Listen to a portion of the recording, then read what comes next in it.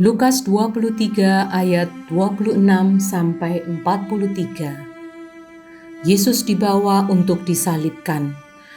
Ketika mereka membawa Yesus, mereka menahan seorang yang bernama Simon dari Kirene, yang baru datang dari luar kota.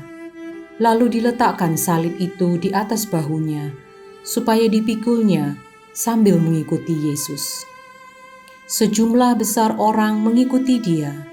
Di antaranya banyak perempuan yang menangisi dan meratapi dia.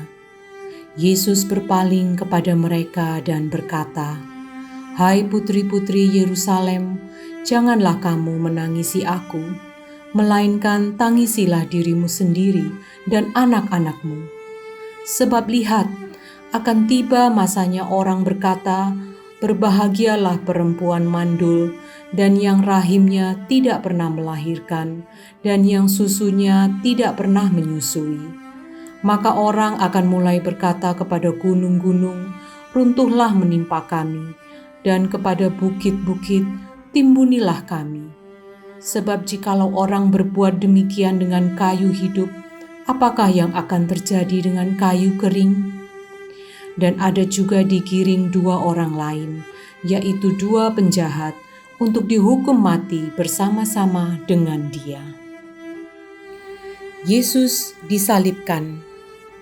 Ketika mereka sampai di tempat yang bernama Tengkorak, mereka menyalibkan Yesus di situ, dan juga kedua orang penjahat itu, yang seorang di sebelah kanannya dan yang lain di sebelah kirinya.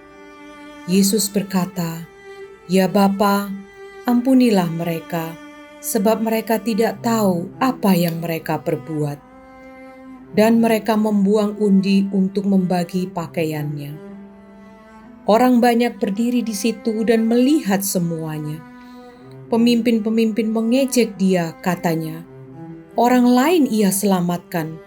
Biarlah sekarang ia menyelamatkan dirinya sendiri, jika ia adalah Mesias, orang yang dipilih Allah."